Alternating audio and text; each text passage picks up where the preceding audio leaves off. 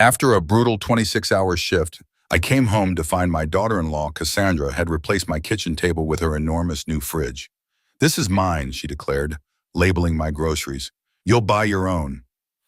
At 66, I was tired, but a spark ignited. They underestimated me. This is my story, how I reclaimed my home. Like, share, and let me know where you're listening from in the comments. The key in my trembling hand felt like a foreign object as I finally pushed open the front door. 66 years old, and every single bone in my body screamed in protest. A 26-hour nursing shift had drained me down to my very marrow, leaving me a husk of exhaustion. My feet, encased in sensible, worn-out shoes, felt like lead weights, each step a monumental effort. All I craved was the quiet comfort of my own home, a warm bath, and the blessed oblivion of sleep. But as I stepped inside, the silence hit me first, not as a relief, but as a chilling absence. It was an unnatural quiet, a hollowness that vibrated with an unseen tension. For the past 6 months since my son Arthur and his wife Cassandra had moved in, quiet was a word that had vanished from my vocabulary. Our small, comfortable home had transformed into a bustling, often chaotic, hub of activity, always filled with the low hum of television, Cassandra's endless phone calls, or Arthur's occasional bursts of enthusiastic, if misguided, home improvement projects. This silence was different. It felt like a trap. I dragged myself towards the kitchen, the promise of a comforting cup of tea my only motivation. What I saw when I crossed the threshold stole the very breath from my lungs. My beloved breakfast nook, where sunlight always streamed in to kiss my worn wooden table, was gone. In its place, looming like a metallic behemoth, stood a double-door stainless steel refrigerator. It was massive, imposing, reflecting the harsh fluorescent light from above with an almost defiant gleam. My small but perfectly functional white fridge, a faithful companion for decades, had been unceremoniously shoved into a corner, its once proud stance reduced to a cowering slump, almost hidden behind the new arrival. My mind, dulled by fatigue, struggled to process the scene. Had I walked into the wrong house? Was this some elaborate prank? Before I could even articulate a thought, Cassandra materialized in the doorway, her presence as cool and crisp as the new appliance itself. She wore a self-satisfied smirk, her arms crossed, her eyes holding an unnervingly calm, almost predatory glint. "Oh, you're back," she stated, her tone flat, devoid of any genuine welcome or concern for my obvious exhaustion. "Good, we needed to make some space." She gestured grandly towards the monstrous fridge. "This is mine. From now on, you'll need to buy your own food." The words hung in the air, sharp and unyielding, cutting through my fatigue like a scalpel. My own food? In my own house? I stared at her, disbelief warring with a rising tide of indignation. Before I could respond, she strode purposefully to my old fridge, which now looked pitifully small, next to its gleaming successor. She opened its door and began systematically pulling out items. A gallon of milk, a leftover casserole dish I had spent hours preparing, a carton of orange juice. With each item, she produced a roll of masking tape and a permanent marker, meticulously scribbling Cassandra onto each container before transferring them to her new, oversized domain. "Cassandra," I managed to say, my voice raspy, barely above a whisper. "This is my house. This is my food." The words felt inadequate, hollow against the enormity of her insolence. She paused, turning to me with a dismissive shrug, her eyes flicking over my weary frame as if I were a bothersome obstacle. "Oh, well, yes, but we needed new arrangements. Arthur and I need our own space, our own things. It's only fair, don't you think?" She didn't wait for an answer, merely continued her task, her movements precise and deliberate, a silent declaration of ownership. "Arthur's still sleeping, by the way. He had a rough night, needs his rest for that job interview I found him tomorrow." The casual dismissal of my feelings, the blatant disregard for my ownership, and the convenient absence of my son Arthur stung more than the cold words. Arthur, always sleeping when anything difficult arose, always needing rest for some nebulous future endeavor that rarely materialized. He was her shield, her excuse, and my constant heartache. "Oh, and some of your pantry items," Cassandra added, as if an afterthought, her voice casual. They've been moved to a box by the back door. We needed the cupboard space for our new gourmet coffee machine and Arthur's protein powders. A box by the back door. My spices, my canned goods, the ingredients for meals I had cooked for this family for decades, relegated to a cardboard box, treated like unwanted trash. In that moment, something deep inside me, something foundational, fractured. It wasn't just about a fridge or food or pantry space. It was about invasion, about disrespect, about a complete and utter erasure of my presence in my own home. I realized with a sickening certainty that this was just the beginning. The quiet in the house wasn't peaceful. It was the eerie calm before a storm, and I was standing right in its path. Sleep, a precious commodity after a demanding shift, remained stubbornly out of reach. My mind, usually capable of shutting down the day's anxieties, instead replayed the scene in the kitchen with a relentless, cruel loop. The sight of Cassandra's smug face, the gleaming, metallic monster of a fridge, and most vividly, the masking tape stickers with her name scrawled across my groceries haunted me. Each item she claimed felt like a piece of my own identity being stripped away, labeled, and marked as hers. I tossed and turned, the familiar comfort of my bed offering no solace, the quiet of the night amplifying my growing dread. At 5:30 a.m., long before the sun even considered rising, I gave up the pretense of rest. My internal clock, a testament to decades of early morning hospital rounds, propelled me towards the kitchen. The first order of business, as always, was coffee. That warm, dark elixir was my daily ritual, my small act of rebellion against the demands of the world. But when I reached for my beloved, well-worn drip coffee maker, it wasn't there. My hand met empty counter space. Panic, sharp and cold, pricked at me. Where could it be? Then I saw it, a sleek, chrome-plated machine, far too complicated looking, occupying the prime spot where my humble brewer once sat. Tucked neatly beneath its gleaming spout was a small, handwritten note. Please ask before using. Settings are very delicate. The words, though polite, felt like a slap. A rustle from the hallway announced Cassandra. She sauntered in, draped in a shimmering silk robe, her hair perfectly coiffed despite the early hour. A faint, knowing smile played on her lips. "Oh, that old thing?" she said, waving a dismissive hand at my searching gaze. It was taking up so much counter space, so I packed it away. She gestured to the new, intimidating espresso machine. "This is a new acquisition. Cost over $2,000, you know. Arthur bought it for me." Well, $2,000 for a coffee machine while my own, perfectly good one, was simply packed away. My jaw tightened. "Packed away where, Cassandra?" I asked, my voice strained. "Oh, in the basement storage, I think," she replied casually, as if she were discussing a forgotten lint roller. My coffee maker, relegated to the damp, dusty depths of the basement, a growing knot of anger tightened in my chest. As I surveyed the kitchen, more changes assaulted my senses. My cherished ceramic canisters, hand-painted with wildflowers, were gone, replaced by minimalist glass containers filled with various exotic grains I neither recognized nor used. My small, fragrant herb garden on the windowsill, lovingly tended for years, had vanished, replaced by a single, expensive-looking succulent in a geometric pot. Even my cheerful floral kitchen towels had been swapped for stark, monochrome linen. Each small alteration chipped away at the familiar landscape of my home, a systematic eradication of my personal touches. "Cassandra," I began, trying to keep my voice even, though my hands were trembling. "This is my house. I understand you want to make it your own, but these are my things, my kitchen." She turned, her expression morphing into one of exaggerated confusion. "Of course it is, Estelle, but we all live here now, don't we?" The mispronunciation of my name, deliberate or not, felt like another deliberate slight, a way to diminish me, to make me a stranger in my own domain. Before I could correct her, Arthur shuffled in, rubbing sleep from his eyes. He looked disheveled, his gaze avoiding mine as he mumbled a vague greeting. "Morning, Arthur," Cassandra chirped, a saccharine sweetness coating her words. "Eleanor's just noticing all the lovely improvements we've made."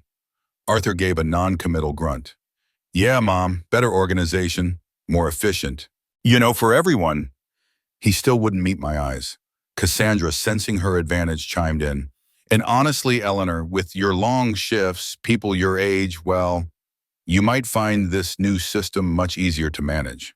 Less clutter, everything in its place. Her tone was condescending, patronizing, as if I were a frail, confused old woman incapable of finding my own milk. I want my coffee maker back, Cassandra, I stated, my voice firm despite the tremor in my hands, and my canisters, and my herb garden. Arthur finally looked at me, a flicker of discomfort in his eyes. Mom, come on. Can't we just compromise? If Cassandra is willing to handle more of the household stuff, doesn't that make things easier for you, less for you to worry about? My own son, framing my dispossession as a kindness, a burden lifted. The betrayal stung more than anything Cassandra had said. She, meanwhile, glided to her enormous new fridge, opened its double doors with a flourish, revealing shelves meticulously organized by category, each item standing at attention. See, everything perfectly compartmentalized. So you can just shop for yourself and use your little corner of the fridge, can't you? The implication was clear. I was a guest, allowed a sliver of space in my own home, beholden to their rules. The thought of having to buy all my own groceries on top of paying the majority of the household bills was overwhelming. Arthur, Cassandra, you know I can't afford to buy all my own groceries and cover all the bills. Nursing doesn't pay what it used to, and I have my mortgage. Cassandra's smile didn't waver. Well, perhaps it's time you considered retirement, Eleanor. Or maybe moving somewhere smaller? A nice little apartment where you don't have to worry about so much space. Arthur mumbled, let's just think about what's best for everyone involved. His words were weak, his gaze still flitting around the room, avoiding mine. I felt a profound sense of displacement, as if the ground beneath my feet had vanished. Then, the final cut. Oh, and Eleanor, Cassandra added, her voice dropping to a conspiratorial whisper, could you possibly use the back entrance from now on? Your nursing shoes are quite loud on the hardwood floors, and they tend to disturb our sleep. We really need our rest. The back entrance. For me, the home owner, the mother. It was then, standing amidst the ruins of my familiar kitchen, that the full weight of their actions hit me. This wasn't just about a fridge or a coffee maker. This was a systematic, deliberate effort to erase me, piece by piece, from my own home. And Arthur, my son, was passively complicit, standing by as I was being pushed out. Weeks bled into a relentless stream of minor yet profoundly unsettling indignities under Cassandra's new regime. Each day brought a fresh wave of subtle humiliations, chipping away at my sense of belonging. My toothbrush, a simple personal item, would be moved from its familiar spot by the sink to a precarious perch on the edge of the tub. My favorite armchair in the living room, worn smooth by decades of reading and quiet contemplation, was inexplicably repositioned to face a blank wall out of the flow of the room. Even my mail, once a private affair, was now sorted and presented by Cassandra, often with a pointed comment about the contents. Another bill, Eleanor? Are you sure you're keeping up? Her casual cruelties, delivered with a saccharine smile or a feigned concern, were like pinpricks, constant and irritating. Eleanor, did you remember to wipe your feet before coming in? The hardwood is so delicate. Each instance intensified the feeling that I was not the homeowner, but an unwanted guest, perpetually under scrutiny, constantly being reminded of my diminished status. One evening, after another grueling shift that left me utterly depleted, I reached my front door, yearning for the sanctuary within. Tacked to the polished wood was a crisp white note, stark against the dark stain. Estelle, it read, her persistent mispronunciation a familiar sting. Please use side entrance. Having guests for dinner. My heart sank. Not even the front door of my own house was mine anymore. Swallowing the bitter taste in my mouth, I rounded the house and let myself in through the laundry room. The back of the house was quiet, but as I ascended the few steps to the main floor, the sounds of laughter and lively conversation drifted from the dining room. My dining room. Cassandra was hosting, the clinking of glasses and the rich aroma of a meal I hadn't prepared filling the air. I slinked up the stairs, feeling like a thief in my own home. The sounds of their merriment, a cruel counterpoint to my weary silence. Later that night, around 11 o'clock, a parched throat drove me from my room. I crept downstairs for a glass of water, careful to avoid any creaky floorboards. As I passed Arthur and Cassandra's bedroom, the door was slightly ajar and their voices, low and conspiratorial, filtered out.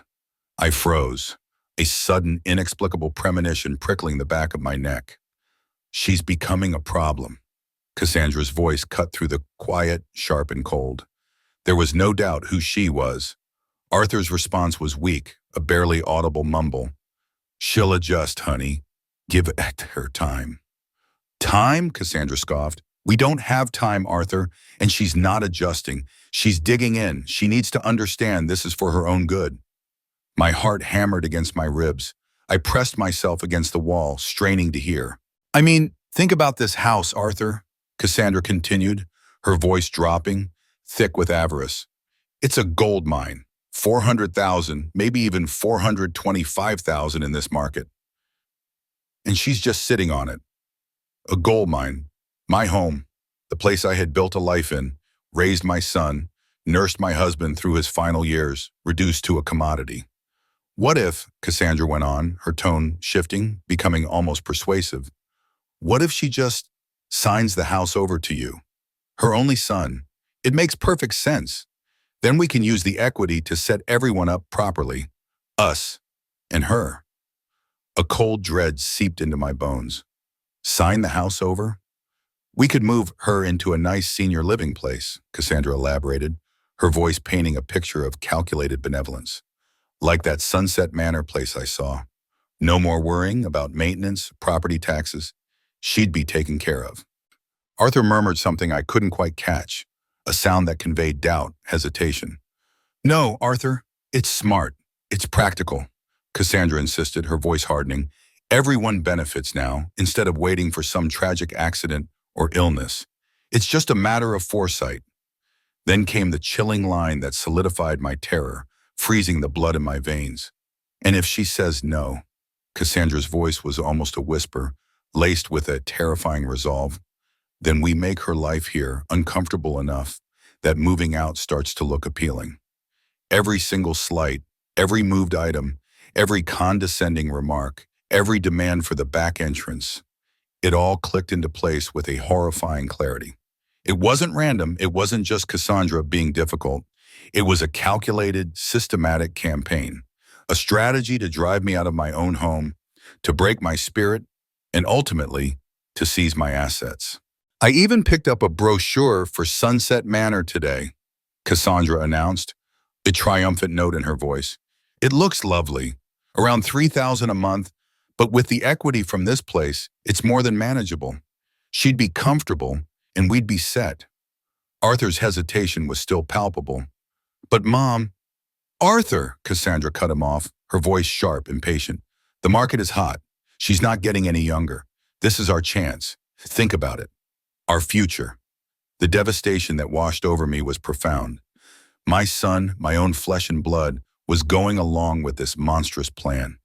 He was listening, contemplating, even enabling his wife's scheme to dismantle my life for financial gain. The realization was a gut punch, stripping away the last vestiges of my hope for him. But amidst the heartbreak, a spark ignited, a furious, unyielding resolve. They wanted a fight. They were about to get one. This was my home, and I wouldn't go down without a battle. The realization that crashed over me the previous night, listening to Cassandra's chilling plan, was a profound and irreversible shift. The devastation had solidified into a cold, hard resolve. My grief for the son I thought I knew was still there, a dull ache beneath the surface, but it was now overshadowed by a fierce determination. They wanted to dismantle my life. They wanted my home, not without a fight. The next day, I would initiate my own changes, and they would be reminded in no uncertain terms whose name was on the deed. For the first time in 3 years, I called in sick to the hospital. My voice, though steady, conveyed a fabricated tale of food poisoning. It wasn't a lie that sat easily with me, but I needed the day. I needed the window of opportunity, the uninterrupted hours to put my plan into motion. Luckily, I had overheard Cassandra on the phone earlier that morning, arranging a day out with a friend, a shopping excursion that would last well into the evening. Arthur, predictably, would be out looking for one of his phantom job interviews, or simply avoiding the house. The coast I knew would be clear. My first stop was not a bank or a real estate agent, but a familiar address downtown, the law office of Brenda Davies. Brenda, with her sharp mind and no-nonsense demeanor, had been my closest friend since nursing school. We had weathered countless late-night shifts, personal heartbreaks, and professional challenges together. She was the first person who came to mind when I needed someone who would not only listen, but truly understand. The moment I stepped into her tastefully decorated office, the tension that had coiled in my stomach for weeks began to unravel. Brenda greeted me with a warm smile, but her eyes, perceptive as ever, quickly registered the weariness etched on my face. I didn't waste any time with pleasantries. The story, a torrent of indignities, poured out of me. The colossal second refrigerator, the meticulous labeling of my groceries, the banishment of my coffee maker, the systematic rearrangement of my personal space, the endless stream of passive-aggressive remarks. I described feeling like an interloper in my own kitchen, a ghost in my own living room. Then, my voice growing hoarse with emotion, I recounted the overheard conversation, the mud-calculating words of Cassandra, the chilling proposal to have me sign over my home, to relegate me to a senior living facility. I laid it all bare. The house valued as a gold mine, the talk of using the equity, the sinister threat of making my life uncomfortable enough to force me out. Brenda listened, her expression shifting from concern to a hard, unwavering focus. When I finally finished, the silence in the room was heavy. She leaned forward, her elbows on her desk, her gaze steady. "Eleanor," she said, her voice quiet but firm, "what you're describing is textbook elder abuse, psychological manipulation, emotional coercion, with the clear intent to commit financial fraud. It's despicable." Her words, raw and unflinching, were a strange comfort. To have it named, identified, validated, brought a perverse sense of relief. It wasn't just my imagination, my own failing perception. This was real. "The house," she continued, "is it solely in your name? Any mortgage?" "Paid off," I confirmed, "and yes, solely in my name.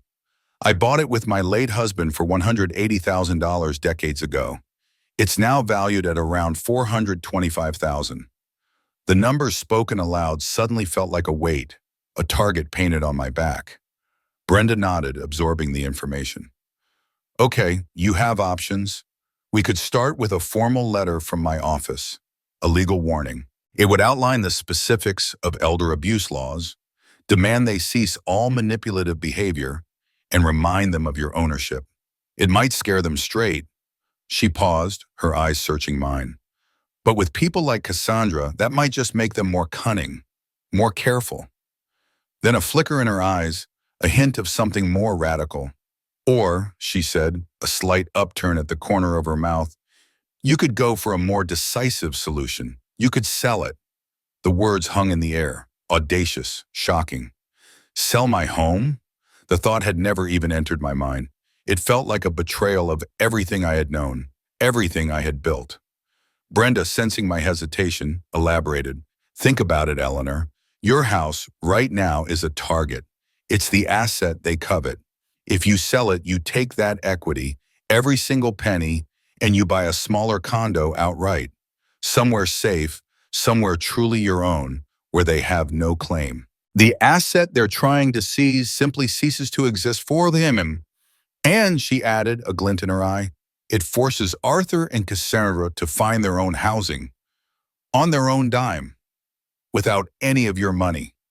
The image of them, scrambling, suddenly homeless, resonated with a powerful, almost vengeful satisfaction. It was a potent thought. It wasn't just about reclaiming my peace, it was about protecting myself, about turning the tables. "This kind of abuse, Eleanor," Brenda said, her voice becoming serious again, "it doesn't stop. People like this don't stop escalating. You need to act quickly, before they find a way to make their threats a reality." The urgency in her tone struck a chord. I had already felt it, the creeping escalation, the tightening net. Selling my house. It was a drastic step, a frightening one. But as I sat there, picturing Cassandra's smirk, Arthur's averted gaze, and the colossal invading fridge. I knew deep down it was the only way. It was time to fight fire with fire. If you're finding Eleanor's story as infuriating and inspiring as I am, please keep watching. Hit that like button, share with a friend, and make sure you're subscribed so you don't miss a single step of her incredible journey. Leaving Brenda's office, a new kind of energy surged through me. The fear hadn't vanished entirely, but it was now laced with a potent dose of purpose. My next destination was the bank, a place I usually only visited for routine transactions. Today, however, felt different. I needed to understand my financial landscape to see if Brenda's radical suggestion of selling the house was even remotely feasible. Mr. Jenkins, the bank manager, was a kind, silver-haired man who had handled my accounts for years. He greeted me with a sympathetic smile, accustomed to my occasional visits to discuss my modest pension or small investments. As he pulled up my statements, I braced myself for the grim reality of a single nurse's finances. But what he showed me, account by account, surprised even me. Years of dedicated nursing, of carefully budgeted wages, of denying myself frivolous luxuries and prioritizing savings, had culminated in a healthier financial picture than I had ever allowed myself to fully appreciate. My retirement account, boosted by consistent contributions, was robust. My savings account, though not overflowing, held a comfortable cushion. It wasn't the kind of wealth Cassandra dreamed of, but it was stability, a testament to decades of quiet hard work. "Mrs. Hayes," Mr. Jenkins said, adjusting his glasses, "your position is quite strong. If you were to sell your property, you'd easily be able to purchase another, perhaps smaller home outright, in cash." He leaned back, a thoughtful expression on his face. "And with the current housing market, depending on how quickly you wanted to move, we could potentially see this completed within 30 days, from listing to close, if the right buyer comes along." 30 days. The timeline, so specific and immediate, resonated with a powerful sense of urgency and possibility. This wasn't a distant dream. It was a concrete path, a tangible escape route. The information acted like a jolt of electricity, empowering me, turning the abstract idea of selling into a clear, executable plan. I thanked Mr. Jenkins, a genuine smile gracing my lips for the first time in weeks, and walked out feeling a newfound lightness in my step. My final stop of the day was Heritage Realty, a prominent agency known for its efficient, discreet service. I requested to speak with Ms. Thorne, one of their top agents. She was a woman in her late 40s, impeccably dressed, with shrewd, intelligent eyes that seemed to take in everything at a glance. "Ms. Thorne," I began, cutting straight to the chase, "I need to sell my house, quickly and quietly." I explained, without divulging too many personal details, that circumstances required extreme discretion. "Is a 30-day turnaround even possible?" Ms. Thorne listened intently, her gaze unwavering. She nodded slowly. 30 days is ambitious, but not impossible in this market, especially for a well-maintained property in your area. As for discretion," she continued, a slight curve to her lips, "we can arrange for what's called a pocket listing. We'd market it privately through our network of pre-approved buyers and investors, without any public advertising, no for sale signs, no open houses." The concept of a pocket listing was precisely what I needed. It was stealth, surgical. "What kind of price could I expect?" I asked, my heart thumping a little faster. She pulled out a tablet, tapping rapidly. "Based on recent comparables in your neighborhood, I'd estimate a selling price of around $410,000. After commissions and closing costs, you'd likely walk away with approximately $375,000. A very healthy sum, Mrs. Hayes. $375,000. More than enough to buy a comfortable condo outright, just as Mr. Jenkins had suggested. "I want absolute discretion, Miss Thorne," I reiterated, looking her directly in the eye. "No public listings, no signs, no word of this until there is a firm, non-contingent offer in hand." "Consider it done, Mrs. Hayes," she assured me, her professionalism reassuring. "We pride ourselves on our clients' privacy." I left Heritage Realty with a potent cocktail of emotions swirling within me. There was still a tremor of fear. Selling my home, my sanctuary, was a monumental step. But overriding that fear was an exhilarating sense of control, a feeling of finally taking back the reins of my own life. I was no longer a victim. I was an architect. The rest of the afternoon was spent looking at online listings for condos. I focused on properties closer to the hospital, envisioning a shorter commute and an easier rhythm to my busy life. To my surprise, there were numerous affordable, suitable options.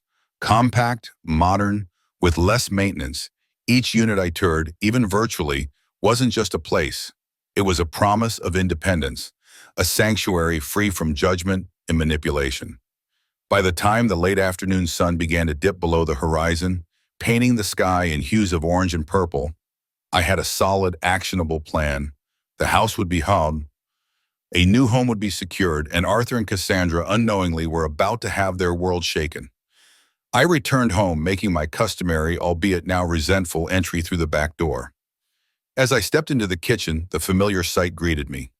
Arthur slumped at the breakfast bar, scrolling through his phone, and Cassandra meticulously wiping down the immaculate surface of her colossal stainless steel fridge. They looked up, their expressions a mix of mild surprise and the usual condescension.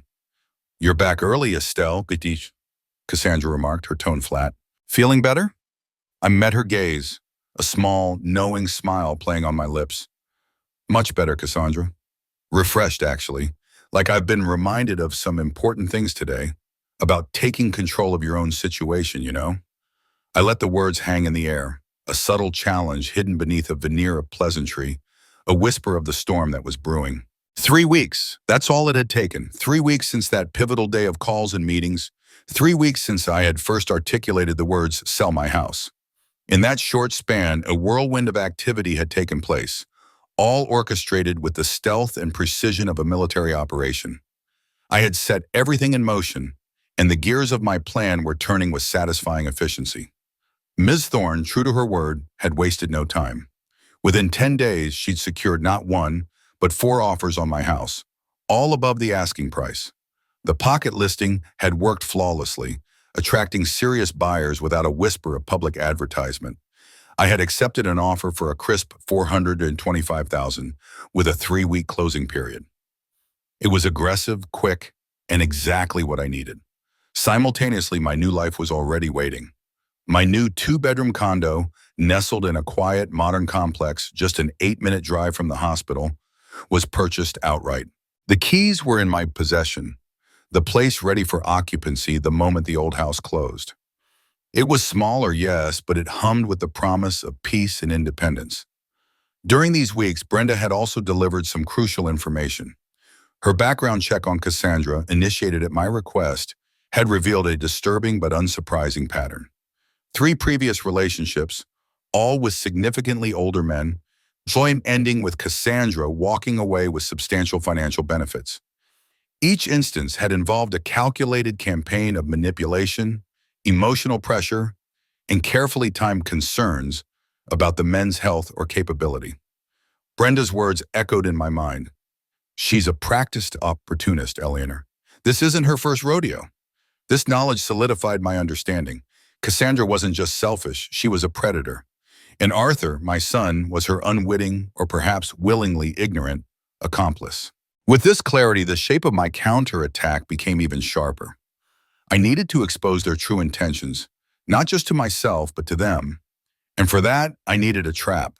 A beautifully simple, irresistible trap. I chose a Tuesday evening, a day I knew Arthur would be home, typically engrossed in a video game or a sports broadcast. I called his phone from my bedroom, my heart pounding with a mix of nerves and adrenaline. When he answered, I made my voice shaky, forced it to sound older than my 66 years, laced it with a tremor of fear I didn't have to feign entirely. "Arthur," I whispered, my voice barely audible. "It's your mother." I paused, taking a ragged breath. I need you. Something's wrong. I think it might be my heart." A beat of silence, then his voice laced with a flicker of alarm. "Mom, what's going on? Are you okay?" I've been having these episodes at work," I continued, building on the fabricated drama. "Sharp pains, you know, the kind you read about. And I'm scared, Arthur. I need to talk to you about something important. About my affairs, making sure you're taken care of." The words taken care of were the bait, a shiny lure shimmering with the promise of inheritance. Within minutes, there was a frantic knocking on my bedroom door. Arthur, of course, with Cassandra by his side. They burst in, their faces plastered with expressions of feigned concern. Cassandra's eyes, however, held a quick, almost imperceptible gleam, a spark of avarice that she couldn't quite hide. For the performance of my life, I had spent the past hour preparing. My usually neat gray hair was deliberately mussed, strands falling across my face. I had carefully smeared a little eyeshadow beneath my eyes to give the illusion of sleeplessness, and blotted my lipstick to make it look faded and neglected. I even managed a slight, uncharacteristic tremor in my hands as I clutched a crumpled tissue. "Oh, Mom," Arthur said, rushing to my bedside, his voice a little too loud, a little too dramatic. "What's wrong? You sound terrible." He glanced at Cassandra, who was already surveying the room, her eyes darting to my bedside table where a fake old-fashioned will and testament envelope lay innocently. "Arthur," I gasped, clutching my chest with one hand. "Cassandra, I've been having sharp chest pains. All day, I think I need to get some tests done." I forced a pained cough, letting my shoulders slump. It's made me realize I need to get my affairs in order. Just in case. Cassandra, ever the opportunist, moved swiftly. She pushed Arthur gently aside, taking his place at my bedside. Her hand, cool and dry, rested on my forehead, a gesture of calculated concern. Her eyes, however, were fixed on me, sharp and hungry. "Oh, Eleanor, my dear," she cooed, her voice dripping with an artificial sweetness. "That sounds absolutely terrifying. Of course, you need to get your affairs in order. We're here for you. Tell us everything. What have you been thinking about?" The everything she wanted to hear, I knew, was not about my health, but about the gold mine, and how quickly it could become theirs. The trap was set. "Arthur, Cassandra," I wheezed, doing my best impression of a woman on the verge of collapse. My voice was weak, my hand still clutching my chest for dramatic effect. "I've been doing a lot of thinking about what you said, Cassandra, about senior communities.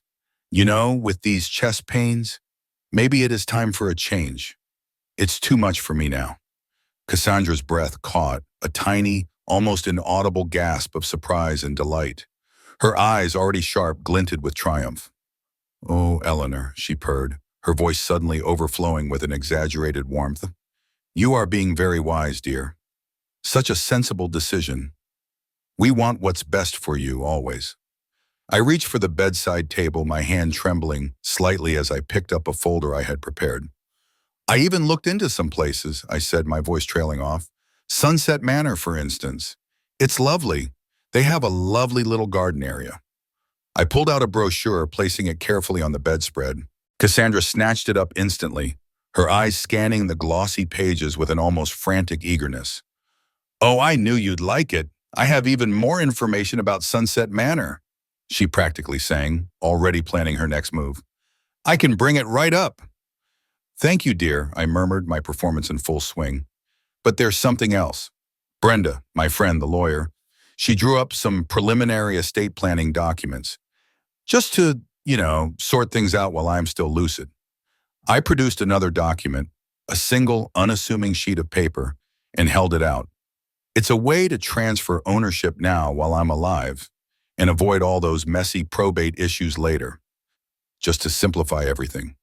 Cassandra's eyes locked onto the paper, her gaze intense, avaricious. The word transfer ownership was a siren song to her, a promise of imminent acquisition. Arthur, however, looked a little uneasy. "Transfer ownership, Mom, already? Aren't you getting ahead of yourself?" "Desmond, honey, don't be silly," Cassandra interjected immediately, her voice sharp with a hidden warning for my son. "This is smart planning. Very practical. It shows foresight, Eleanor, truly." She beamed at me, a wolf in sheep's clothing. "Well," I continued, feigning a deep sigh, "I need someone I trust. Someone who's willing to take over the property, handle the responsibilities. And," I added, lowering my voice conspiratorially, "take on some of the transition costs. It's a big step, moving to a place like Sunset Manor." "We'd be honored, Eleanor. Truly, we'd be honored to help however we can," Cassandra declared, practically vibrating with excitement. She shot Arthur a fierce, silent glare, daring him to object. "Oh, thank you, dear," I said, a slow, grateful smile spreading across my face. "It's such a relief. I just want to make sure you understand the responsibilities involved. There are the property taxes, of course, about $4,000 a year. The insurance is another $1,800 annually. And then maintenance and repairs, you know how an old house can be, averages about $3,000 a year." I watched Cassandra's expression as I spoke, calculating. The numbers were substantial, but her hunger for the house was clearly overriding any immediate financial concerns. She waved a dismissive hand. "Of course, Eleanor, but once the transfer is complete, we'd have access to the equity, wouldn't we? To cover those costs?" My expression shifted, a carefully crafted blend of sadness and regret. "Oh no, dear, not immediately. The equity stays locked up until I actually move out and we sell the house to fund my new place. This preliminary transfer is just to establish legal responsibility, so there are no delays later. All the carrying costs are yours to cover, starting now while I'm still living here, for the sake of future simplicity." I could almost see the cogs turning in Cassandra's mind. 4,000 plus 1,800 plus 3,000, $9,000 a year, with no immediate access to the equity. Her smile faltered, a flicker of irritation crossing her features. The prize was still tantalizingly close, but the immediate cost was higher than she'd anticipated. "Of course," I continued, pressing my advantage. "If that's too much, I understand completely. I was just speaking to a colleague at work about a rent-to-own arrangement for my house. That could be another option, if this is too burdensome." Panic flared in Cassandra's eyes. The thought of losing the house to a third party, of someone else getting their hands on her gold mine, was clearly unbearable. "No," she blurted out too quickly. "No, Eleanor. We want to help, don't we, Arthur?" She elbowed my son sharply. Arthur, startled, nodded weakly. "Yes, Mom, of course." "Wonderful," I sighed, pulling out 2 more documents, slightly thicker this time. These were the real papers, legally binding acknowledgments of responsibility Brenda had meticulously drafted. "These are just a couple of acknowledgments to make sure you understand the full scope of what you're agreeing to take on. Brenda said it's standard procedure for these kinds of agreements." Cassandra, her eyes still clouded with the phantom image of the house equity, barely glanced at the fine print. She snatched the pen I offered and scrawled her signature across the bottom of her form, eager to finalize the deal she thought was in her favor. Arthur, however, read his form more carefully, his brow furrowed. But after another sharp look from Cassandra, he signed too, albeit with a visible reluctance. "Thank you both," I said, a genuine warmth in my voice as I carefully collected the signed papers. "This takes such a weight off my mind. I even have a few appointments lined up to tour some very exclusive places next week, somewhere truly special, where I can finally relax." I hinted at a future I had no intention of inhabiting. Once they had left, their footsteps echoing with a false cheerfulness, I closed my bedroom door. The adrenaline coursed through me, making my hands shake, not from fear, but from exhilaration. I looked at the signed documents. They were legally binding acknowledgments. Arthur and Cassandra were now officially responsible for all carrying costs of my house, the taxes, the insurance, the maintenance, a grand total of $9,000 a year, and they had no immediate access to the equity. And tucked beneath my pillow, quietly recording the entire conversation, was my little digital recorder. The trap was set. Friday morning arrived, crisp and clear, mirroring the clarity in my own mind. The closing for my house proceeded with a quiet efficiency that belied the monumental shift it represented in my life. By 10:30 a.m., I held a cashier's check for $378,000 in my hand, the culmination of decades of hard work and careful planning. And now my shield. The new owners, a lovely young couple, received their keys with eager smiles, blissfully unaware of the drama that had unfolded within these walls. I drove home for the very last time as a resident, Oshiman, savoring the familiar sights. My small garden, still blooming defiantly with the last of the summer flowers, seemed to wave goodbye. The house, no longer mine, looked both alien and achingly familiar. It was a strange mix of sorrow and liberation. Arthur's car was in the driveway, predictable as ever. Cassandra, I knew, was out on one of her grand shopping expeditions, looking at furniture for when the house situation gets settled. Her deluded confidence was about to be shattered. I walked into the kitchen, the battleground of their initial invasion. Arthur was slumped at the breakfast bar, scrolling on his phone, the universal posture of disengagement. He looked up, startled, as I entered.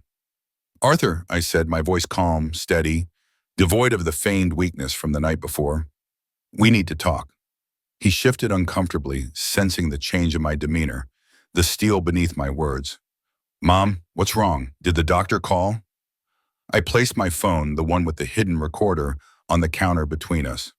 "No, Arthur. I overheard your conversation with Cassandra 3 weeks ago, the one where she outlined her plan to have me sign over the house, to put me in a senior home, to make my life uncomfortable if I resisted." His face drained of color, his eyes wide with shock. He opened his mouth, but no words came out. He was completely caught off guard. "And Ashish," I continued, my voice gaining strength, "I recorded our conversation yesterday too." I watched him flinch, a visceral reaction to the truth. "Actually, Arthur, I've recorded everything for the past month. All the casual cruelties, the subtle manipulations, the calculated discussions. I wanted proof. Proof that my own son was willing to manipulate and defraud his mother for money." "Mom, it wasn't like that," he stammered, his voice weak, a desperate attempt to salvage his shattered image. "We thought we were helping. Cassandra she has big ideas." Just then, the front door opened, and Cassandra swept in, laden with shopping bags, her face alight with excitement. "Arthur, darling, you wouldn't believe the beautiful dining set I found. Perfect for once we—" She stopped dead, sensing the electric tension in the air, her eyes darting between Arthur's ashen face and my resolute one. Her smile dissolved into a puzzled frown. "What's going on?" she demanded, her voice losing its sugary veneer. "I was just explaining to Arthur, Cassandra," I said, meeting her gaze head-on, "that I know about your plan." Her eyes narrowed. "What plan? I don't know what you're talking about, Eleanor." Her denial was instant, practiced. "Oh, I think you do," I countered, my voice unwavering. "And I have recordings that say otherwise." Her composure began to crack. "Recordings?" she scoffed, but there was a tremor in her voice. Then a flicker of memory, a desperate grasping at straws. "You already agreed to transfer the house. You signed the papers yesterday." A triumphant smirk began to form on her lips. I allowed myself a small, satisfied smile. "Actually, dear, I didn't. The paper I showed you was a preliminary document, a ruse to confirm your intentions. But the acknowledgments you both signed, those are very real, legally binding documents." Her smirk vanished, replaced by confusion, then dawning horror. Arthur stared at me dumbfounded. "Those documents," I explained, relishing the moment, "legally obligate you both to cover the carrying costs of this property for the next year, regardless of whether you own it." Arthur's confusion deepened. "But what does that mean?" "It means," I stated, my voice cold and clear, "I lied. Just like you've been lying to me for months. Just like you've been trying to push me out of my own home." Cassandra's face contorted with fury. "You can't do this. We had an agreement," she shrieked, her voice rising.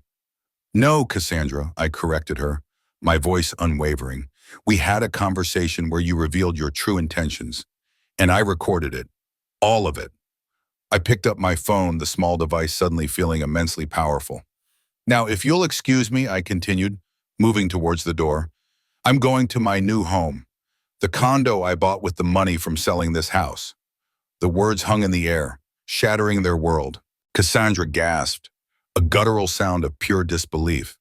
"You sold the house?" she whispered, her voice barely audible, laced with a horrifying realization. "Closed this morning," I confirmed, a sense of triumph swelling in my chest. $378,000, cash in hand.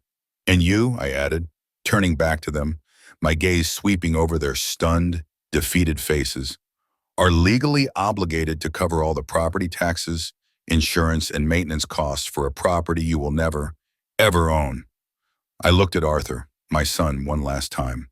The pain was still there, but it was distant now, overshadowed by righteous indignation. You have until Sunday evening to move all your belongings out. The new owners take possession Monday morning. Arthur looked utterly lost, broken. But Mom, where will we go? We have nowhere. That's not my problem anymore, Arthur. I cut him off, my voice firm. You're adults. Figure it out, just like I had to. As I walked out of the kitchen, leaving them standing amidst their broken dreams of stolen wealth, I cast one last look over my shoulder.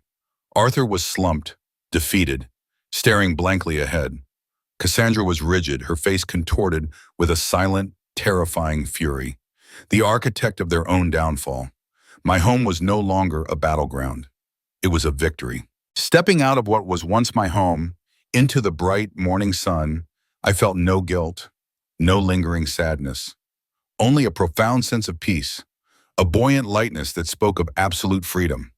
The weight of weeks, months, years of unspoken burdens and simmering resentment had lifted. I was Eleanor again, whole and sovereign. My drive to the new condo was not a journey of escape, but one of arrival. The small, modern apartment gleamed, filled with natural light, every surface clean and untouched by anyone else's expectations or demands. It was entirely my own, a sanctuary crafted for one. The best part was the silence, a serene, unadulterated solitude that hummed with possibility.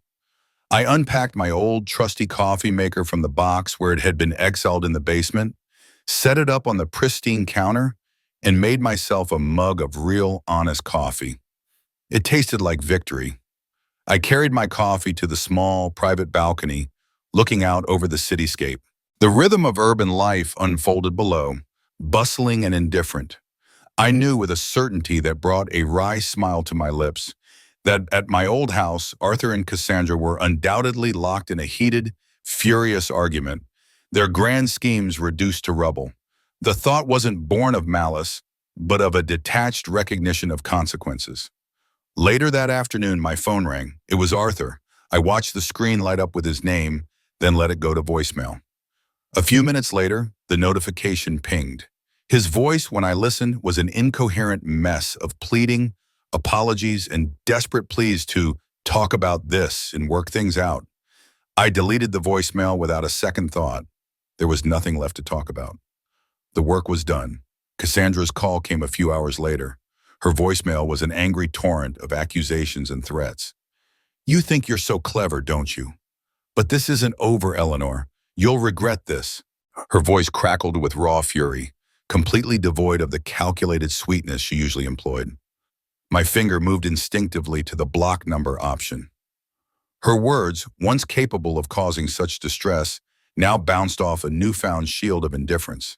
As I began to unpack a box of old photographs, my hand brushed against a worn photo album. Arthur's childhood. I opened it, flipping through faded pictures of a laughing boy with bright eyes, chasing bubbles in the yard, proudly displaying a crooked drawing.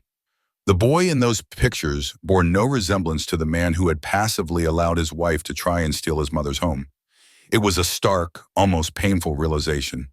With a gentle sigh, I closed the album, placing it back in the box. That chapter, that version of Arthur, was over. 6 months later, my new life had settled into a comfortable, fulfilling rhythm. I was thriving. My shorter commute meant more time for myself, for the optional training classes at the hospital that kept my mind sharp, and for nurturing my growing savings. The financial buffer, combined with the absence of the constant drain of their needs, had transformed my outlook. I no longer felt the bone-deep weariness that had been my constant companion. Through casual acquaintance, I heard snippets of news about Arthur and Cassandra. They had, predictably, moved in with Cassandra's parents for a brief, tumultuous period before finding a small, nondescript apartment.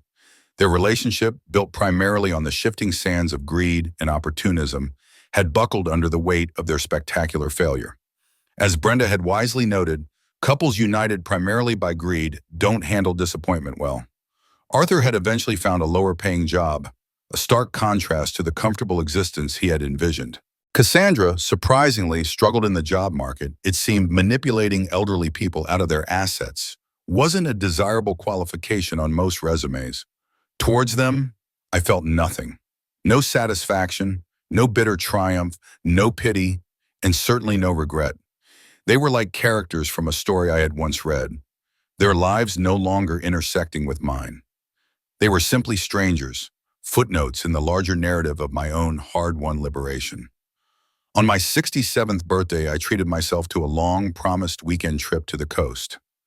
I sat on the beach, the vast expanse of the ocean stretching before me, the rhythmic roar of the waves a soothing balm. The setting sun painted the sky in hues of orange and purple, a glorious, fiery spectacle. I was free, truly free, from worrying about anyone else's problems, anyone else's greed, anyone else's expectations. I was living life entirely on my own terms. As the last sliver of the sun dipped below the horizon, I witnessed the most beautiful sunset I'd ever seen, a fitting end to one chapter and a magnificent beginning to another.